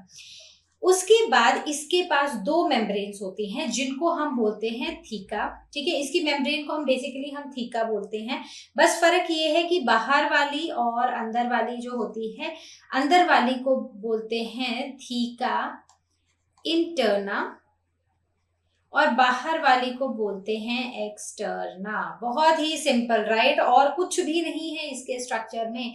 आपको ग्राफिन फॉलिकल दिखाना है, आपको उसके अंदर oocyte दिखाना है, उसकी जो कैविटी है वो बतानी है, और उसकी जो दो लेयर्स हैं उनको हमने मार्क करना है बस. और कोरोना रेडिएटा जो सेल्स है हमें उनको मार्क करना है. That's it. बहुत ही स्कोरिंग क्वेश्चन है. राइट जब वही बात है कि जब हमें बोला गया है label draw a labelled diagram, तो हमें सिर्फ लेबल डायग्राम ही ड्रॉ करना है. तब हमें बिल्कुल भी टाइम वेस्ट नहीं करना है उसकी एक्सप्लेनेशन में. राइट तो चलिए चलते हैं अपने नेक्स्ट क्वेश्चन पर. तो चलिए बच्चों बात करते हैं क्वेश्चन नंबर 15 की. Name the functions of the following. First है कॉर्पस ल्यूटियम. कॉर्पस ल्यूटियम हमने कहाँ पढ़ा था, ओवरी में पढ़ा था. ओवरी में कॉर्पस ल्यूटियम का फंक्शन होता है एक बहुत ही इंपॉर्टेंट हार्मोन प्रोजेस्टेरॉन को सिक्रीट करना. ये जो प्रोजेस्टेरॉन होता है ये एंडोमेट्रियम की मेंटेनेंस में हेल्प करता है. मतलब वो पार्ट जहां पर फर्टिलाइज्ड एग जाके इम्प्लांट होता है उसकी मेंटेनेंस में हेल्प करता है. फाइन. उसके बाद है एंडोमेट्रियम. एंडोमेट्रियम क्या होता है, हमने यूट्रस पढ़ा था, यूट्रस में लाइनिंग पढ़ी थी, एंडोमेट्रियम लाइनिंग पढ़ी थी. वहां पर फर्टिलाइज्ड एग जो है वो इम्प्लांट हो जाता है. ठीक है उसकी ग्रोथ मेंटेनेंस सब कुछ वहीं पर होती है यूट्रस में, इस एंडोमेट्रियम लाइनिंग में. तो उसका एंडोमेट्रियम का फंक्शन होता है implantation of fertilized ovum. Right then coming on to acrosome. Acrosome जब हमने स्पर्म पढ़ा था, स्पर्म का स्ट्रक्चर पढ़ा था, तो उसमें हमने एक्रोसोम पढ़ा था. एक्रोसोम में क्या होता है कि तो एक्रोसोम क्या होता है, एक्रोसोम में बहुत सारे हाइड्रोलाइजिंग एंजाइम होते हैं जो एग की मेम्ब्रेन को हाइड्रोलाइज करते हैं. राइट और स्पर्म की पेनिट्रेशन में हेल्प करते हैं ड्यूरिंग फर्टिलाइजेशन. ठीक है अब स्पर्म पहुंच चुका है एग के पास, पहले तो उसके एग की मेम्ब्रेन को हाइड्रोलाइज करना पड़ेगा और फिर पेनिट्रेट करना पड़ेगा ताकि हमें एक फर्टिलाइज्ड ओवम मिले. तो उसमें एक्रोसोम में जो एंजाइम्स होते हैं वो हेल्प करते हैं. Right then coming on to sperm tail. तो हमने पढ़ा था स्पर्म है. राइट इसका हेड है, फिर इसके पास नेक भी है और इसके पास एक लॉन्ग सी टेल है. इस लॉन्ग टेल का फंक्शन होता है मोटिलिटी प्रोवाइड करना, मूवमेंट में हेल्प करना. So it provides motility to the sperm. बहुत ही simple. Coming on to fimbriae. Fimbriae क्या होता है, it is a collection, it helps in the collection of ovum after ovulation. Ovulation के बाद स्पर्म को कलेक्ट करने का काम कौन करता है, फिम्ब्रिय करता है. राइट तो बहुत ही सिंपल है और बहुत ही क्लियर है. Let's move on to our next question. तो चलिए बात करते हैं क्वेश्चन नंबर 16 की. क्वेश्चन नंबर 16 है आइडेंटिफाई ट्रू और false statements, correct each false statement to make it true. ठीक है तो हमें पहले तो ट्रू एंड फॉल्स देखने हैं कौन कौन से हैं, और जो फॉल्स है उसे हम करेक्ट करेंगे. Androgens are produced by Sertoli cells. तो ये बोल रहा है कि एंड्रोजन्स जो हैं उनको प्रोड्यूस करते हैं सर्टोली सेल्स. तो सर्टोली सेल्स हमने कहाँ पर पढ़े थे, राइट हमने पढ़े थे ऑब्वियसली मेल रिप्रोडक्टिव सिस्टम में, लेकिन एंड्रोजन्स जो है वो सर्टोली सेल्स नहीं प्रोड्यूस करते हैं. Androgens are produced by Leydig cells. ठीक है, राइट तो the option is false. Okay, B part, spermatozoa gets nutrition from Sertoli cells, so that is correct. ठीक है, जो sperms बनते हैं उनको न्यूट्रिशन मिलती है सर्टोली सेल से. राइट हमने 3 तरह के सेल पढ़े हैं, spermatogonia, Sertoli cells and Leydig cell. तो स्पर्मेटोगोनिया जो है वो स्पर्म्स बनाते हैं, सर्टोली सेल्स उनको न्यूट्रिशन प्रोवाइड करते हैं, और लेडिक सेल्स आउटर लाइनिंग में होते हैं जो एंड्रोजन्स प्रोड्यूस करते हैं. सो this is true. Right, coming on to C part, Leydig cells are found in ovary. No, ये एंड्रोजन्स प्रोड्यूस करते हैं और ये हमने लाइनिंग पर पढ़े थे. राइट तो ये कहाँ पर होते हैं? ये होते हैं seminiferous tubules में होते हैं of testes. Right, so Leydig cells are found in seminiferous tubules of testes, so this statement is false. Then coming on to D part, Leydig cells synthesize androgens. तो yes, हमने first statement में भी यही बोला था. Right, true. So oogenesis take place in corpus luteum. तो क्या oogenesis corpus luteum में होती है? नहीं, corpus luteum में नहीं होती है. वो कहाँ पर होती है?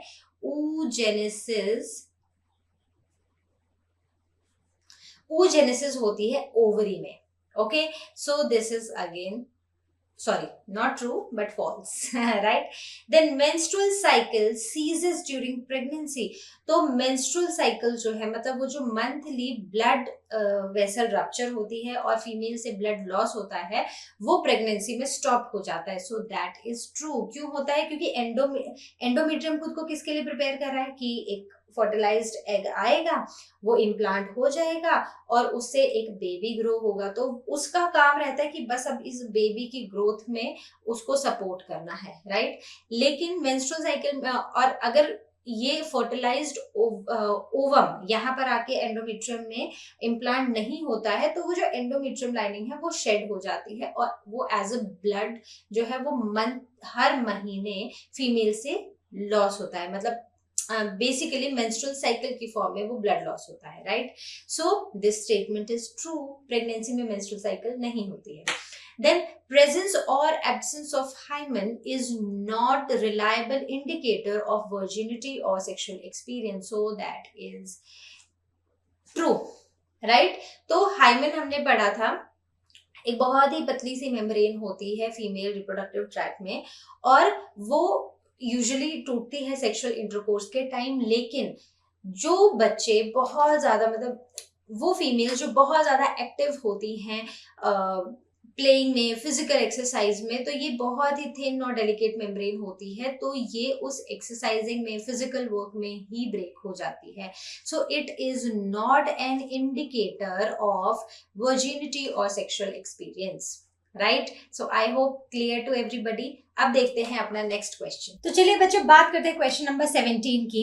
क्वेश्चन नंबर 17 है what is menstrual cycle, which hormones regulate menstrual cycle. तो मेंस्ट्रुअल साइकिल क्या है और कौन से हार्मोन्स है जो मेंस्ट्रुअल साइकिल को रेगुलेट करते हैं. राइट उसके होने में कौन सा इवेंट होगा, किसके बाद क्या होगा, किस इवेंट में कौन सा हार्मोन रिस्पॉन्सिबल होगा, वो सारी चीजें हम डिस्कस करेंगे.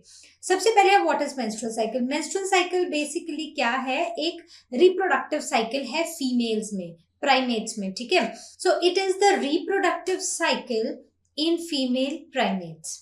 ओके तो मेंस्ट्रुअल साइकिल जो है ये स्टार्ट होता है बेसिकली प्यूबर्टी से.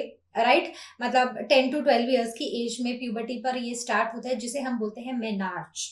मेनार्च राइट ये स्टार्ट होता है प्यूबर्टी पे और ये मेंस्ट्रुअल साइकिल जो है ये खत्म हो जाती है जाकर कब, मेनोपॉज पर. राइट मेनोपॉज का 45 से 55 इयर्स के बीच में अलग अलग टाइम पर. ठीक है हर फीमेल में ये टाइम अलग होता है. तो on an average 45 to 55 years के बीच में मेनोपॉज आ जाता है जब ओवरीज जो है वो और एग्स रिलीज करना बंद कर देती है. मतलब ओवरीज जो है वो डॉर्मेंट हो जाती हैं, वो इनएक्टिव हो जाती हैं. Right simple. अब है इसके डिफरेंट फेजेस होते हैं. हमने इसमें 4 फेजेस में डिवाइड किया है. राइट तो हम 4 फेजेस में पढ़ेंगे कहाँ पर कौन सा हार्मोन जो है वो रिस्पॉन्सिबल है और वो क्या कर रहा है। तो हम स्टार्ट करते हैं मेंस्ट्रुअल फेज के साथ। हमारा जो फर्स्ट फेज आता है वो आता है मेंस्ट्रुअल फेज।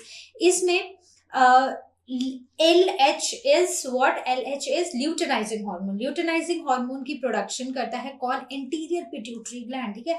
पिट्यूटरी ग्लैंड से LH हार्मोन प्रोड्यूस होता है, ठीक है। जो LH hormone anterior pituitary produce कर रही है मेंस्ट्रुअल फेज में वो कम हो जाता है, ठीक है। उसका जो लेवल है वो कम हो जाता है। उसके बाद इससे क्या होता है, जो हमारा कॉर्पस ल्यूटियम होता है, हमने ओवरी में पढ़ा था ना corpus luteum, right? Remember the structure of ovary, जो भी हमने थोड़ी देर पहले पढ़ा था। तो उसमें कॉर्पस ल्यूटियम जो है वो डीजनरेट हो जाता है, जिसकी वजह से प्रोजेस्टेरॉन और एस्ट्रोजन, ये अगेन हॉर्मोन्स हैं, उनकी प्रोडक्शन भी कम हो जाती है, राइट। और इससे एंडोमेट्रियम जो है वो ब्रेक हो जाता है। एंडोमेट्रियम क्या था? हमने पढ़ा था कि अंदर यूट्रस की 3 वॉल्स होती हैं, उसमें सबसे अंदर वाली जो होती है, जो एक कुशनिंग वाली जिसको हम बोलते हैं, वो होती है एंडोमेट्रियम। और वो हर महीने बनती है। वो इसलिए बनती है ताकि वो प्रोटेक्ट कर सके, वो नरिश कर सके आने वाले बेबी को। अगर एक फीमेल प्रेग्नेंट हो जाती है, अगर नहीं होती है, तो ये जो एंडोमेट्रियम वॉल है ये रप्चर हो जाती है, ये ब्रेक हो जाती है। Fine, simple. तो ये होता है हमारा मेंस्ट्रुअल फेज। तो अगर हम इसमें देखें, अगर हम ओवरऑल अगर हम मेंस्ट्रुअल साइकिल में देखें, तो हमारे पास 4 हॉर्मोन्स रहेंगे, ठीक है। LH, FSH, then progesterone and estrogen, ये 4 हॉर्मोन्स हमारे पास रहेंगे। तो यहाँ पर देखें कि क्या हो रहा है कि एंटीरियर पिट्यूटरी लोब है, ठीक है, उसने क्या किया? LH की सिक्रीशन को कम कर दिया मेंस्ट्रुअल फेज में, राइट। उसके बाद इसकी वजह से कॉर्पस ल्यूटियम जो है वो डिजेनरेट हो गया, ठीक है। अब कॉर्पस ल्यूटियम डीजनरेट हो गया, तो उसकी वजह से प्रोजेस्टेरॉन और एस्ट्रोजन की प्रोडक्शन भी कम हो गई, ठीक है। बेसिकली उनके लेवल्स भी रिड्यूस हो गए। उनके लेवल्स रिड्यूस होने की वजह से जो एंडोमेट्रियल वॉल्व है वो रप्चर हो गई। Fine, simple. अब देखते हैं इसका नेक्स्ट फेज। तो अब बात करते हैं हम अपने सेकेंड फेज की, दैट इज फॉलिक्यूलर फेज। इसको हम प्रोलिफरेटिव फेज भी बोलते हैं। अब जैसे कि इसका नाम है फॉलिक्यूलर फेज, राइट, तो something related to the follicles. अब हमने फॉलिकल्स भी पढ़े हैं, primary follicle, secondary follicle, tertiary follicles and then finally Graafian follicle, ठीक है। तो हमने पढ़ा छोटे छोटे oocyte होते हैं, उनके अराउंड क्या होते हैं? उनके अराउंड लेयर ऑफ सेल्स होते हैं, वो यही फॉलिकल्स होते हैं, राइट। प्राइमरी जो oocyte होता है उसके अराउंड जैसे लेयर ऑफ सेल्स आएंगे, वो बन जाएगा प्राइमरी फॉलिकल, फिर सेकेंडरी, फिर टर्शरी, राइट। और जब ये प्राइमरी oocyte सेकेंडरी oocyte बन जाएगा, तो उसके अराउंड जो टर्शरी फॉलिकल वाली लेयर होती है वो कन्वर्ट हो जाती है किसमें? ग्राफियन फॉलिकल्स में। सिंपल, यही पढ़ा था हमने। तो इस फेज में क्या होता है? बेसिकली ग्रोथ हो रही है, किसकी? फॉलिकल्स की ग्रोथ हो रही है, राइट। और हमारा जो एंडोमेट्रियम है, जो हमारा मेंस्ट्रुअल साइकिल में डीजेनरेट हो गया था, ठीक है, मेंस्ट्रुअल फेज में, सॉरी नॉट साइकिल में, मेंस्ट्रुअल फेज में, फर्स्ट फेज में डीजेनरेट हो गया था, क्योंकि बेबी नहीं आया था, उसको सपोर्ट किसी को करना नहीं था, तो वो डीजेनरेट हो गया था। और वो एज अ ब्लड फ्लो वो सारा का सारा फीमेल बॉडी से निकल आया था, राइट। अब इस फेज में, फॉलिकुलर फेज में, वो फिर से अपने आप को रीजनरेट करना शुरू करता है। इसके रीजनरेट होने से तो बेसिकली जो अंदर वाला पार्ट है यूट्रस का, उसकी लाइनिंग जो है वो फिर से थिक होने लगती है, और इस होप में कि शायद बेबी आएगा और शायद उसको वो सपोर्ट करना पड़ेगा, राइट। फिर उसके बाद होता है, इसमें खूब सारी सिक्रेशन होती है LH की और FSH की, ठीक है। अब ये इतनी सारी सिक्रेशन अभी बढ़ेगी। क्यों बढ़ेगी? अभी हम नेक्स्ट फेज में देखते हैं। नेक्स्ट है हमारा ओव्यूलेटरी फेज, ओव्यूलेशन, राइट। तो हमारा थर्ड फेज है ovulatory phase. Basically ovulatory phase है ओव्यूलेशन से रिलेटेड है, ठीक है। ओव्यूलेशन क्या होता है? जब ओवम रिलीज होता है। तो देखते हैं कि इस फेज में अब कौन कौन से हॉर्मोन्स हैं। तो अगेन मैंने बात की थी कि सिर्फ 4 ही हॉर्मोन्स हैं जो आपको थ्रू आउट मेंस्ट्रुअल साइकिल मिलेंगे, राइट। तो थर्ड फेज है ओव्यूलेटरी फेज। इसमें क्या होता है कि हमने लास्ट में पढ़ा था ना कि LH और FSH की सिक्रीशन जो है वो बढ़ जाती है, ठीक है। और ये सिक्रीशन एट द पीक होती है during the middle of this phase, ovulatory phase. मतलब ओव्यूलेटरी फेज आता है almost 14th day of menstrual cycle पे, ठीक है। So the LH and FH are at their peak level in the middle of the cycle. Middle of the cycle मतलब हमने बोला कि 28 डेज की साइकिल है, तो उसमें से रफली on the 14th day ovulation होती है। इस टाइम पर LH और FSH, ठीक है, luteinizing hormone and follicle stimulating hormone की कॉन्सेंट्रेशन अपनी पीक लेवल पे होती है, मतलब हाईएस्ट कॉन्सेंट्रेशन होती है इस फेज में, राइट। यहाँ पर ऑस्ट्रोजन जो होता है उसकी कॉन्सेंट्रेशन भी बढ़ जाती है ब्लड के अंदर, राइट। और चौथा हार्मोन कौन सा मैंने बताया था, प्रोजेस्टेरॉन। बस यही चार हैं जो सारा कुछ मैनेज करते हैं मेंस्ट्रुअल साइकिल में, राइट। उसके बाद जो LH की सिक्रीशन है उससे क्या होता है, मतलब अब क्योंकि हमने पढ़ा कि LH की सिक्रीशन बहुत ज्यादा बढ़ गई, इस सिक्रीशन के ल्यूटिनाइजिंग हार्मोन की सिक्रीशन के बढ़ने से ग्राफियन फॉलिकल जो है वो रप्चर हो जाएगा, ठीक है। अब ग्राफियन फॉलिकल के अंदर क्या होता है, ओवम होता है, राइट। अब एक पोलर बॉडी होगी, एक ओवम होगा, तो इस फॉलिकल के रप्चर होने से ओवम है वो रिलीज हो जाएगा, तो मतलब क्या हो गई, ओव्यूलेशन हो गई। तो ये था हमारा थर्ड फेज, राइट। तो इसमें मतलब आपको ये पूछा जा सकता है, ये जो हॉर्मोन्स है ना, हॉर्मोन्स के बारे में क्वेश्चंस MCQs में आपके नीट में बहुत ज्यादा, नीट मतलब जो भी आपके कॉम्पिटिटिव एग्जामिनेशन होते हैं उनमें बहुत अलग अलग तरह से तोड़ मरोड़ के पूछे जा सकते हैं, राइट। तो ये कुछ बेसिक चीजें हैं जो आपको याद रखनी है।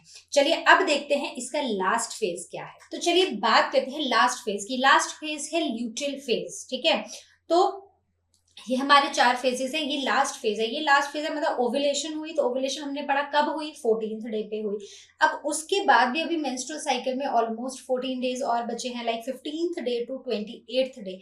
तो ये जो 15th डे से लेके 28th डे तक का टाइम होता है, इसको हम बोलते हैं लूटियल फेज, राइट। मतलब 15th से 28th डे तक का जो पीरियड होता है।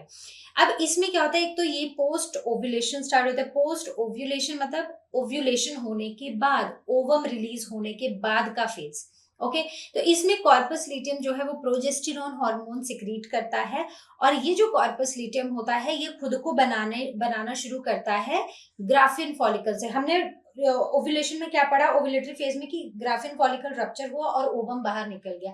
अब ये जो ग्राफियन फॉलिकल है इसके रिमेन्स वही हैं, उन्हीं से बनना शुरू होता है कॉर्पस ल्यूटियम, और एंडोमेट्रियम की अंदर वॉल और थिक होना स्टार्ट हो जाती है और खुद को मेंटेन करना शुरू कर देती है। क्यों करती है, क्योंकि उसको पता है शायद ओव्यूलेशन वाले फेज में अब हो चुके होगा, फर्टिलाइजेशन हो चुका होगा, फ्यूजन हो चुका होगा, तो अब एक फर्टिलाइज्ड ओवम आके शायद यूट्रस में इम्प्लांट हो जाएगा, एंडोमेट्रियम वॉल पे इम्प्लांट हो जाएगा। इसलिए एंडोमेट्रियम वॉल खुद को मेंटेन करती है और थिक, और ज्यादा थिक हो जाती है, राइट। तो हमने बेसिकली पूरे इसमें क्या क्या पढ़ा, ठीक है। हमने पढ़े 4 फेजेस, राइट।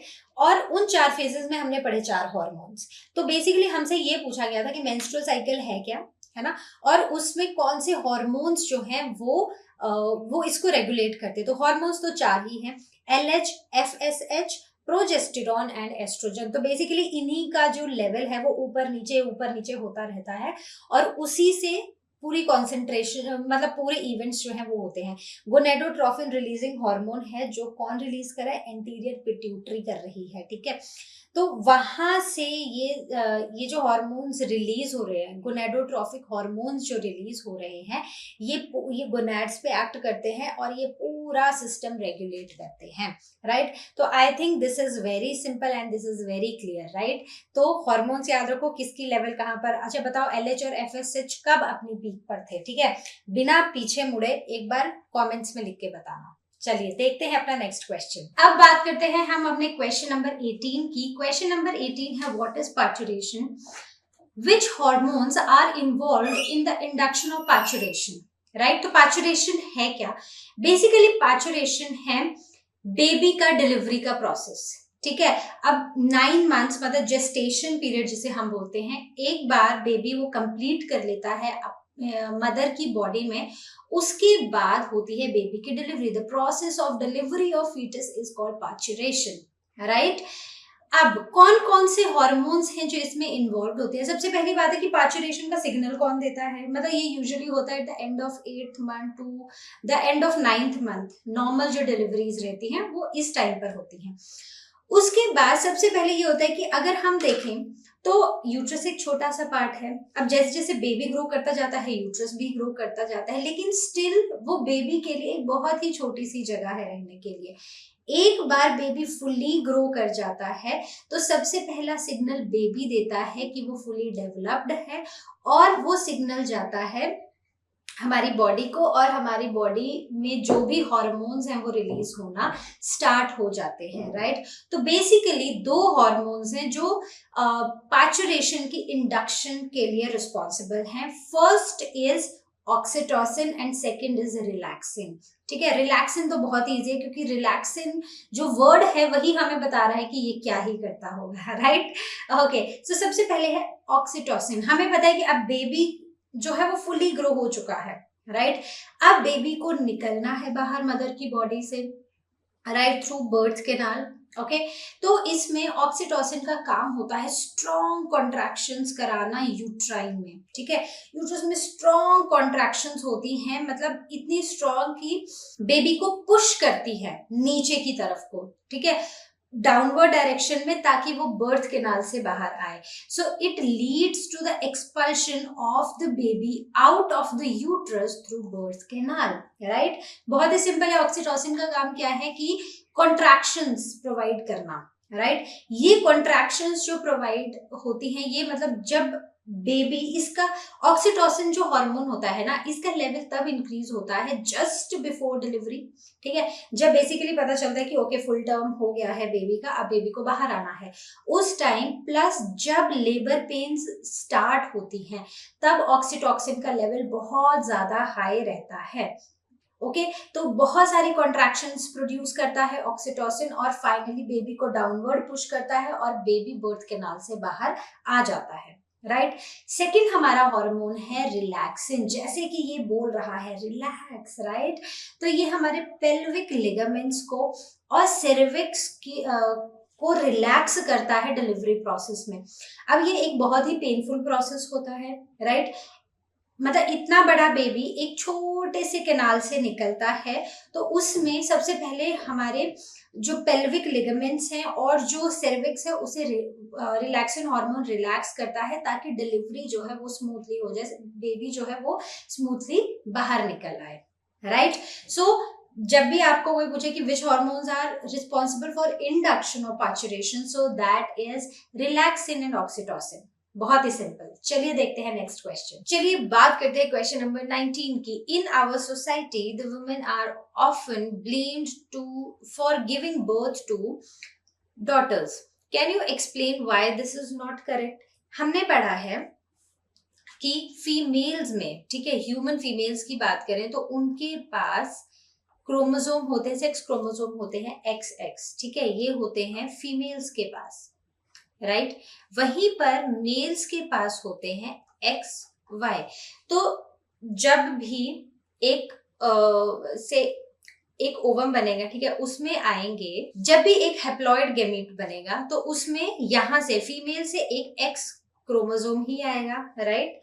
अब वहीं पर अगर मेल्स की बात करें तो उससे X क्रोमोसोम भी आ सकता है, Y क्रोमोसोम भी आ सकता है, राइट। अब जब फर्टिलाइजेशन हो रही है तो कौन सा क्रोमोसोम, फीमेल से तो X ही आएगा दोनों टाइम, ठीक है। अब यहां से कौन सा क्रोमोसोम आया, कौन सा सेक्स क्रोमोसोम आया, वो डिसाइड करेगा कि जो चाइल्ड होगा, जो बेबी होगा, उसका सेक्स मेल होगा या फीमेल होगा, राइट। तो या तो X से X फ्यूज करेगा तो एक फीमेल बॉर्न होगी। अगर वहीं पर X को Y फर्टिलाइज करता है तो यहाँ पर मेल सेक्स वाला चाइल्ड प्रोड्यूस होगा, राइट। तो इससे हमें पता चल रहा है कि फीमेल्स नहीं डिसाइड कर रही है, फीमेल बॉडी नहीं डिसाइड कर रही है कि जो चाइल्ड है, जो बच्चा है, वो मेल होगा या female. It is the male body, ठीक है। मेल का जो क्रोमोसोम है, मेल के सेक्स क्रोमोसोम जो है वो डिसाइड कर रहे हैं कि जो बेबी आएगा वो मेल होगा या फीमेल होगा, right. So this is how it is not correct to blame a female for giving birth to a daughter, right? Simple and clear explanation, right. जब भी आपको ये क्वेश्चन आए तो आप ऐसे फ्लो चार्ट की फॉर्म में बता सकते हो कि ठीक है, अब फीमेल्स है उनके सेक्स क्रोमोसोम्स होते हैं XX, मेल्स के होते हैं XY, ठीक है। अब एक छोटा सा क्रॉस समझा दो, ठीक है, ऐसे कि X से X आएगा तो फीमेल मतलब X को X अगर फर्टिलाइज करता है तो फीमेल होगी, अगर Y क्रोमोसोम आके एग को फर्टिलाइज करता है तो मेल चाइल्ड प्रोड्यूस होगा, right. Okay, so let's move on to our next question. तो चलिए बात करते हैं क्वेश्चन नंबर 20 की। How many eggs are released by human ovary in a month? एक महीने में ह्यूमन की ओवरी, एक फीमेल की ओवरी कितने एग्स रिलीज करती है? तो द आंसर इज 1 ओवम, ठीक है, मतलब एक ओवम या यू कैन से एक एग, ठीक है। बहुत रेयरली ऐसा होता है कि 2 एग्स रिलीज होते हैं, कॉमनली जनरली सिर्फ एक ही एग रिलीज होता है। How many eggs do you think would have been released if the mother gave birth to identical twins? अब अगर identical twins पैदा होते हैं तो आपको क्या लगता है कि कितने eggs रिलीज हुए होंगे? आइडेंटिकल ट्विंस के केस में आइडेंटिकल ट्विंस डेवलप होते हैं एक सिंगल एग से, मतलब उनके सारे फीचर सब कुछ सेम होता है, राइट। तो होता क्या है कि पोस्ट फर्टिलाइजेशन, एक बार स्पर्म ने आके एग को फर्टिलाइज कर दिया, उसके बाद वो एग जो है वो 2 में स्प्लिट हो जाता है, राइट। पोस्ट फर्टिलाइजेशन मतलब फर्टिलाइजेशन के बाद। So identical twins are again developed from only single egg, ठीक है, उसमें भी एक ही एग इन्वॉल्व होता है, 2 नहीं होते हैं। वहीं पर would your answer change if twins are born from twins born were fraternal? मतलब अगर उनके जो डाइजाइगोटिक ट्विंस होते हैं, मतलब कि 2 अलग अलग से दिखने वाले ट्विंस होते हैं, तो आपको क्या लगता है कि वो भी एक सिंगल एग से ही बने होंगे? नहीं, उसके केस में क्या होता है कि इसका मतलब ये है कि फीमेल बॉडी से 2 एग्स रिलीज हुए हैं, राइट। ये जो दोनों एग्स हैं ये इनको अलग अलग स्पर्म ने आके फर्टिलाइज किया है और ये दोनों इम्प्लांट हो गए हैं आपकी यूट्रस में। मतलब कि अगर फेटर्नल ट्विंस बॉर्न हो रहे हैं तो वो 2 एग्स से डेवलप हो रहे हैं, 2 ओवम से डेवलप हो रहे हैं, ना कि सिंगल ओवम से, राइट। आइडेंटिकल ट्विंस एक ओवम से डेवलप हुए हैं, बाद में पोस्ट फर्टिलाइजेशन वो डिवाइड हो गया है, लेकिन फेटर्नल ट्विंस 2 एग्स से डेवलप हुए हैं, दोनों एग्स को अलग अलग स्पर्म ने आके फर्टिलाइज किया है। ओके, चलिए देखते हैं नेक्स्ट क्वेश्चन। बात करते हैं अपने लास्ट क्वेश्चन की। How many eggs do you think were released by ovary of a female dog which give birth to 6 puppies? मतलब अब एक फीमेल डॉग है जिसने 6 पपीज को पैदा किया है, ठीक है। तो आपको क्या लगता है कि उनमें कितने एग्स रिलीज हुए होंगे अगर 6 पपीज बॉर्न हुए हैं? तो इसका मतलब है कि 6 एग्स रिलीज हुए हैं, हर एक एग से एक पपी डेवलप, हर एक फर्टिलाइज्ड एग से एक पपी डेवलप हुआ है। Okay, so there are 6 eggs released by a female dog to give birth to 6 puppies. बहुत ही सिंपल है, right. Okay, so I hope आपको सभी के सभी क्वेश्चंस बहुत ही अच्छे से क्लियर हुए होंगे। तो बच्चों, मुझे उम्मीद है कि आपको सभी के सभी क्वेश्चंस बहुत अच्छे से क्लियर हुए होंगे। हमने 1 शॉट वीडियो अच्छे से देखा था, हमने क्वेश्चंस अच्छे से देखे हैं, अब आपके टॉपिक्स हो गए होंगे एकदम क्रिस्टल क्लियर, राइट। तो अब हम मिलेंगे अपनी नेक्स्ट वीडियो में, अपने नेक्स्ट चैप्टर में, और तब तक जैसा कि आप जानते हैं लर्नो हब फ्री है पर बेस्ट है।